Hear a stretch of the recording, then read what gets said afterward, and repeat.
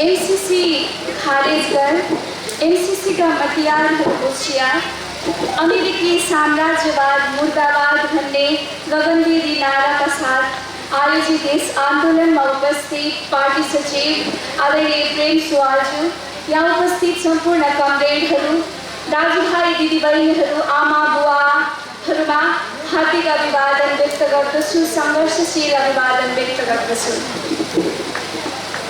आदरणीय दाजुभाइ तथा दिदीबहिनीहरू, जब जब विश्वमा अमेरिकी साम्राज्यवादले आफ्नो नामरा फिजाउँछ र चिथोर्न खोज्छ कमजोर ससाना मुलुकहरूलाई, तब तब न्यायको पक्षमा, सार्वभौमिकताको पक्षमा नेपाल मजदुर किसान पार्टीले यसरी नै आवाज बोल्ने गरेको छ। जब जब संघ अमेरिकाले विश्वका महादेशहरूमा, विश्वका देशहरूमा डलर लिएर जान्छ, डलरसँगै उसले सेना लान्छ, सैन्य खडा गर्छ, आणविक हतियारहरू लान्छ, बम बारुद लान्छ, क्षेपणास्त्र लान्छ, तब तब हमलाको विरुद्धमा, तब तब आक्रमणको विरुद्धमा, तब तब युद्धको विरुद्धमा नेपाल मजदुर किसान पार्टीले यसरी नै आवाज बोल्ने गरेको छ। आदरणीय दाजुभाइ तथा दिदीबहिनीहरू, एमसीसीको विरोध भनेको संघ अमेरिकी साम्राज्यवादको विरोध हो। यो एमसीसी विरोधी आन्दोलन संघ अमेरिकी साम्राज्यवाद विरोधी नेपाल मजदुर किसान पार्टीको आन्दोलन हो। आदरणीय दाजुभाइ तथा दिदीबहिनीहरू, संघ अमेरिका विकासको खूब नारा लगाउँछ, रटान लगाउँछ, ऊ गएको देशहरूमा गरिबी निवारण गर्छु भन्छ, त्यहाँको विकास गरिदिन्छु भन्छ, तर त्यहाँबाट फर्कँदाखेरि त्यो देशलाई खोक्रो बनाएर फर्किन्छ, रित्तो बनाएर फर्कन्छ। ऊ प्रजातन्त्रको खूब नारा लगाउँछ, तर प्रजातन्त्रको हत्या ऊ आफैले गर्छ। आदरणीय दाजुभाइ तथा दिदीबहिनीहरू, मानव अधिकारको फलाको बाजी पनि उसैले गर्छ चर्को स्वरमा, तर मानव अधिकारको बलात्कार गर्ने देश पनि संघ अमेरिका नै हो। त्यसकारण संघ अमेरिकाको विरोध आवश्यक छ, प्रशासनको विरोध आवश्यक छ, अमेरिकी साम्राज्यवादको विरोध आवश्यक छ। आदरणीय दाजुभाइ तथा दिदीबहिनीहरू, हिजो भियतनामलाई दुख्दाखेरि हामीलाई दुखेको थियो, हिजो अफगानिस्तानमा हमला बोल्दाखेरि हामीले विरोध बोलेका थियौँ, कोरियालाई विभाजनको घाउ अहिले पनि दुख्छ, त्यसको विरुद्धमा हामी निरन्तर आवाज दिइरहेका छौँ। लिबियामा आक्रमण गर्दाखेरि हामीले यही भूमिमा उभिएर, नेपालको माटोमा उभिएर हामीले विरोध गरेका थियौँ। आदरणीय दाजुभाइ तथा दिदीबहिनीहरू, आज त देशको सवाल छ, आज नेपालको सवाल छ, आज नेपालको सार्वभौमिकताको सवाल छ। नेपाल मजदुर किसान पार्टीले 50 वर्ष भयो संघ अमेरिकी साम्राज्यवाद विरुद्ध लडेको। आज आवश्यक परे थुप्रै 50 वर्षहरू लड्ने उद्घोषका साथ हामी आन्दोलनमा छौँ। आज आवश्यक परे अमेरिकी साम्राज्यवादलाई मसानघाटमा सुताएर मात्र हामी आराम लिन्छौँ भन्ने उद्घोषका साथ हामी आन्दोलनमा छौँ। आदरणीय दाजुभाइ तथा दिदीबहिनीहरू, अनुदानले देश बन्दैन। विश्वको इतिहास पढ्ने हो भने पनि त्यही भन्छ विश्वको इतिहासले, अनुदानको इतिहासले, नेपालको अनुदानको इतिहासले पनि त्यही भन्छ। 70 वर्ष भइसक्यो अनुदान थापेको, 70 वर्ष भइसक्यो ऋण मागेर देश चलाएको, 70 वर्ष भइसक्यो विदेशी दाताहरूसँग मागेको। आज पनि 1 लाख रुपैयाँ पनि दातासँग लिन्छ। एनजिओसँग हात फैलाएर भिख माग्छ, माग्ने बनाएको छ नेपाली जनता।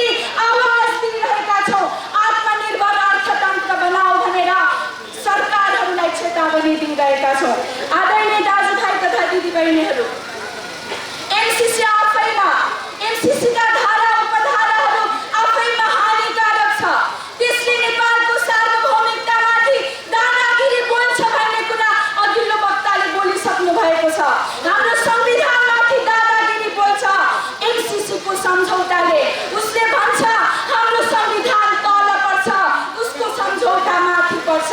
हाम्रो संविधानसँग हाम्रो स्वाभिमान जोडिएको छ, हाम्रो सार्वभौम सत्ता जोडिएको छ। यो एमसीसी सम्झौता पास हुनु भनेको हाम्रो सार्वभौमिकता गुम्नु हो, हाम्रो स्वाभिमान गुम्नु हो। यो हामीलाई मन्जुर छैन भन्दै हामी सडकमा छौँ। नेपाल मजदुर किसान पार्टी यति बेला सडकमा छ। आदरणीय दाजुभाइ तथा दिदीबहिनीहरू, यदि देशमा एक दिनको भ्रष्टाचार मात्रै रोक्ने हो भने, एक दिनको मात्रै भ्रष्टाचार रोक्ने हो भने संघ अमेरिकाले दिन्छु भनेको एमसीसी सम्झौता मार्फत दिन्छु भनेको 50 करोड अमेरिकी डलर भनेको भरे भोलिको कुरा हो। 50 करोड अमेरिकी डलर भनेको 55 अर्ब रुपैयाँ भनेको ठुलो कुरा होइन। त्यसकारण हामी भन्दैछौँ भ्रष्टाचार मुर्दाबाद, कमिसन तन्त्र मुर्दाबाद, लुट तन्त्र मुर्दाबाद। हामी सडकबाट आवाज दिइरहेका छौँ। आदरणीय दाजुभाइ तथा दिदीबहिनीहरू, संघ अमेरिकाले अनुदानको इतिहास सुरु गरेको अथवा अध्याय सुरु गरेको 19औं शताब्दीबाटै हो। ऊ अफ्रिका पस्यो, अफ्रिकी महादेशमा पस्यो।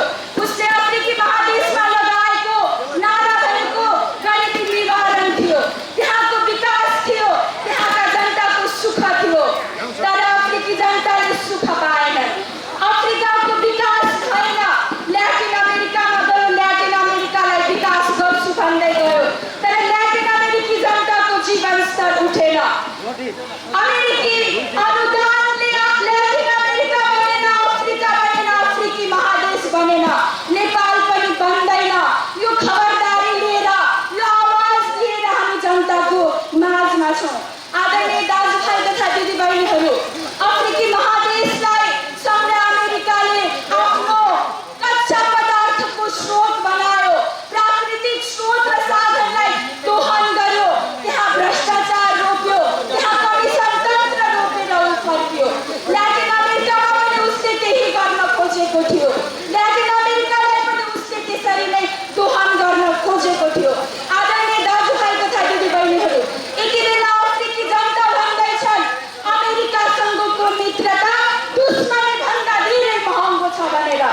ल्याटिन अमेरिकामा उभिएर एउटा समाजवादी देश क्युबाले संसारलाई सन्देश दिँदैछ, अमेरिकी साम्राज्यवाद भनेको ससाना मुलुकहरूको निम्ति कहिल्यै पनि मित्र बन्न सक्दैन, एसियाको निम्ति कहिल्यै पनि ऊ मित्र बन्न सक्दैन भनेर क्युबा उभिएर, ल्याटिन अमेरिकाको भूमिमा उभिएर समाजवादी देश क्युबाले संसारलाई सन्देश दिँदैछ। त्यही क्युबाबाट सिकेर, त्यही अफ्रिकाको इतिहासबाट सिकेर, ल्याटिन अमेरिकाको अनुभवबाट सिकेर हामीले भन्नुपर्छ एमसीसीबाट आउने 50 करोड अमेरिकी डलर हामीलाई चाहिएको छैन। आदरणीय दाजुभाइ तथा दिदीबहिनीहरू, एमसीसी सम्झौता हिन्द प्रशान्त सैन्य गठबन्धन अन्तर्गतकै हो भन्ने कुरा पुष्टि भइसकेको छ। अमेरिकी दस्तावेजहरूबाट यो पुष्टि भइसकेको छ। तर केही बुद्धिजीवीहरू, केही पत्रकारहरू, सांसदहरू भन्दैछन् यो हिन्द प्रशान्त सैन्य रणनीति अन्तर्गत छैन, गठबन्धन अन्तर्गत छैन भनेर। आदरणीय दाजुभाइ तथा दिदीबहिनीहरू, हामीले सडकबाट अहिले माग गरिरहेका छौँ, जनताले आवाज दिँदैछ। हिजो एमसीसीको धारा उपधारा नपढिकन हस्ताक्षर गर्ने मान्छेहरूलाई अब झुन्ड्याउनुपर्छ। आदरणीय दाजुभाइ तथा दिदीबहिनीहरू, यी एमसीसीका मतियारहरू हुन् जो एमसीसीको पक्ष लिइरहेका छन्। अघि एकजना पत्रकारले आदरणीय प्रेम सुवालसँग प्रश्न गर्नुभएको थियो, तपाईँ एक्लै कराएर के हुन्छ? नेपाल मजदुर किसान पार्टी एक्लो कराएर के हुन्छ? न्यायको पक्षमा हिजो पनि हामी एक्लै उभिएका थियौँ र आज पनि एक्लै छौँ। हिजो भारतले अमानवीय नाकाबन्दी थोप्दाखेरि नेपाल विरुद्ध लैनचोर भिड्ने नेपाल मजदुर किसान पार्टी एक्लो थियो। एमसीसीको सुरुवातीमै, एमसीसीको हस्ताक्षर हुने बित्तिकै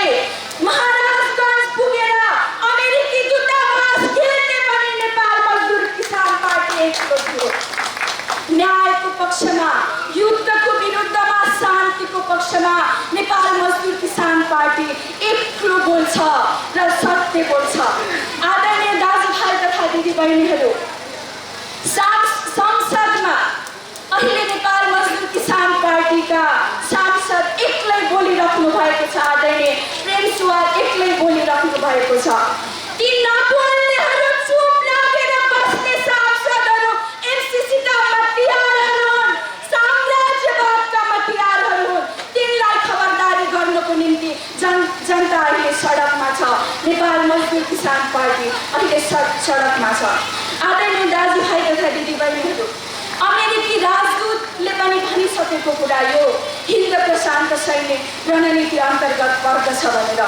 तर अहिले नेपालका शासक दलहरू, नेपालका शासकहरू शेरबहादुर देउवा, केपी शर्मा ओली, बाबुराम भट्टराई, प्रचण्ड लगायतका मान्छेहरू भन्दैछन् यो हिन्द प्रशान्त सैनिक रणनीति अन्तर्गत पर्दैन, यो ठुलो धनराशिको सहयोग हो नेपालका लागि भनेर।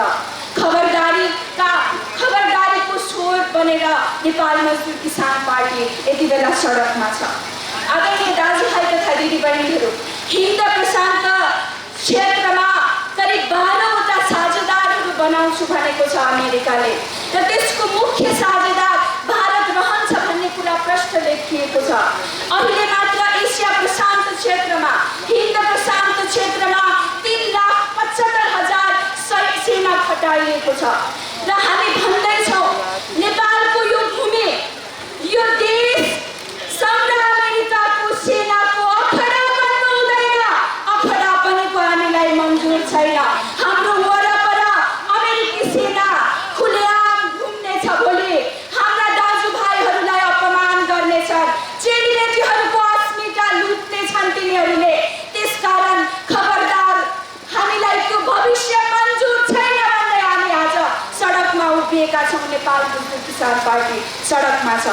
आदरणीय दाजुभाइ तथा दिदीबहिनीहरू, सँगै अमेरिका युद्ध रोक्दैछ, आतंक मचायो भन्दै आतंकवाद विरुद्धको युद्ध भन्दै विभिन्न देशहरूमा पसेर त्यहाँ युद्ध रोक्दैछ र त्यो युद्धलाई उचाइमा पुर्याउन अहिलेको बाइडेन प्रशासन पनि लागि परेको प्रश्न छ र त्यो बाइडेन प्रशासनको विदेश नीति हानिकारक छ, त्यो बाइडेन प्रशासनको युद्ध नीति हानिकारक छ भन्दै हामी सडकमा उत्रेका छौँ।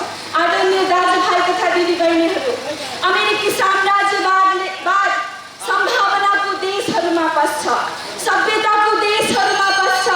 इराक सभ्यताको देश थियो, इरान सभ्यताको देश हो।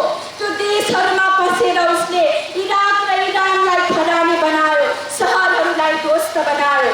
लिबिया भन्ने देशमा त्यहाँका जनताको प्रति व्यक्ति आम्दानी पश्चिमको भन्दा धेरै राम्रो थियो, जीवनस्तर उच्च थियो, राम्रो थियो। त्यहाँ पसेर त्यहाँ जनताका अभिभावक गद्दाफीको हत्या गरेर फर्क्यो।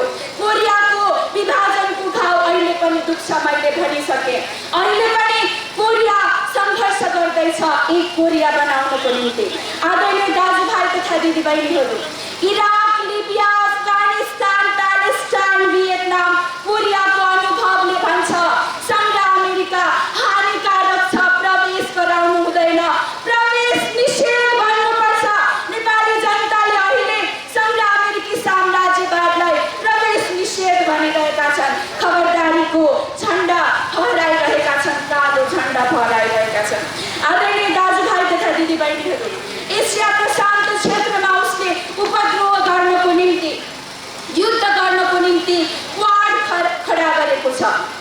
क्वाड अस्ट्रेलिया, जापान, भारतसँग अमेरिकाको चौकोणात्मक सैनिक मोर्चा र त्यो एसियाको निम्ति धेरै खतरनाक छ, सैनिक ढङ्गबाट आएको हो भन्ने कुरा क्वाडले पुष्टि गर्छ। भर्खरै एउटा सम्मेलन भयो अवकाश, त्यो भनेको सँगै अमेरिका, युके र युएसको एउटा त्रिकोणात्मक सैनिक मोर्चा र अस्ट्रेलिया अहिले सैनिक ढङ्गबाट हतियारको सम्झौतामा अघि बढेको भनेको एसियाको निम्ति घातक हो। यो चीनको निम्ति मात्रै घातक होइन, यो सम्पूर्ण एसियाको निम्ति घातक हो भनेर हामीले आवाज दिइरहेका छौँ। हामीले जनतालाई भ्रष्ट ढङ्गबाट कुरा राख्दै चाहन्छौँ। आदरणीय दाजुभाइ तथा दिदीबहिनीहरू, अहिले संघ अमेरिका एउटा सभ्यताको देश बस्न खोज्दैछ, ध्वंस मचाउन खोज्दैछ। चीन अबको केही वर्षमा आर्थिक रूपमा सबैभन्दा ठुलो देश बन्दैछ र अमेरिकाको सबैभन्दा ठुलो चिन्ता भनेको अमेरिका प्रथमबाट झर्ने डर हो र त्यही डरबाट ऊ आत्तिएर डराएर पटक पटक चीन विरुद्ध उसले हमला बोलेको छ। तिब्बतमा उसले त्यसै कारण उपद्रव मचाएको दलाई लामालाई हातमा लिएर। आदरणीय दाजुभाइ तथा दिदीबहिनीहरू, चीन विरुद्धको व्यापार युद्ध त्यसै कारण भएको हो र अहिले कोभिड कहरमा ऊ भन्दैछ चीनबाट त्यो भाइरस सुरु भयो भनेर र त्यो अमेरिकाबाट सुरु भएको हो भन्ने कुरा धेरै पुष्टि भइसकेको छ, धेरै तथ्याङ्कहरू बाहिरिसकेको छ, धेरै लेख रचनाहरू बाहिरिसकेको छ, तथ्यहरू बाहिरिसकेको छ। आदरणीय दाजुभाइ तथा दिदीबहिनीहरू, यी सम्पूर्ण कुरामा चीनसँग उसले जित्न सकेन, त्यसकारण ऊ युद्ध थोप्न चाहन्छ। एसियालाई अब धेरै वर्ष पछाडि पार्नको निम्ति, शताब्दीसम्म पछाडि पार्नको निम्ति, शताब्दीसम्म उसले अमेरिका प्रथमको नारा लगाउनको निम्ति ऊ एसियामा तेस्रो विश्वयुद्ध गर्न चाहन्छ। त्यो युद्धको खबरदारी सहित नेपाल मजदुर किसान पार्टी सडकमा छ र यदि उसले युद्ध थोप्छ भने यहाँका जनता उठ्नेछन्।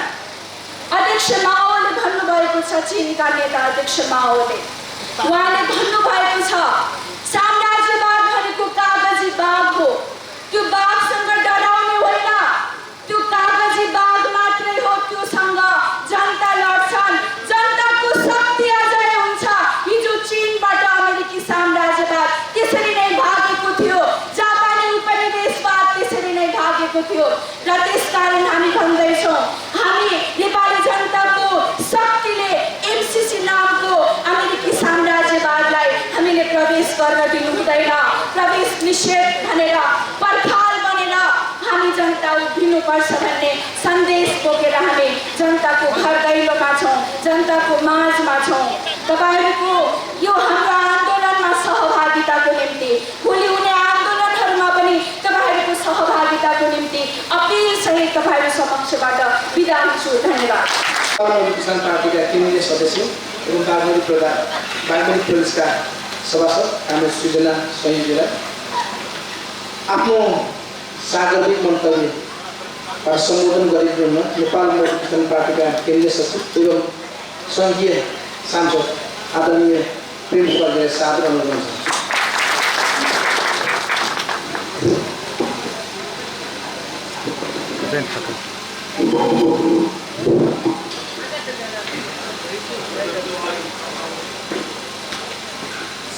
यो विरोध सभामा सहभागी सम्पूर्ण सूर्यविनायक नगरपालिका अन्तर्गतको यो तर्फगाल क्षेत्रका सम्पूर्ण दाजुभाइ दिदीबहिनीहरू, आज हामी एमसिसी सम्झौता खारिज गर भनेर जुलुससहित नारा लगाएर यहाँ सहभागी भइरहेका छौँ यो विरोध सभामा। र हामीलाई थाहा छ अमेरिकी साम्राज्यवादले संसारलाई दुःख दिँदै आएको छ। 70 भन्दा बढी देशमा सन् 1945 यताको हामीले अध्ययन गऱ्यौँ भने 70 भन्दा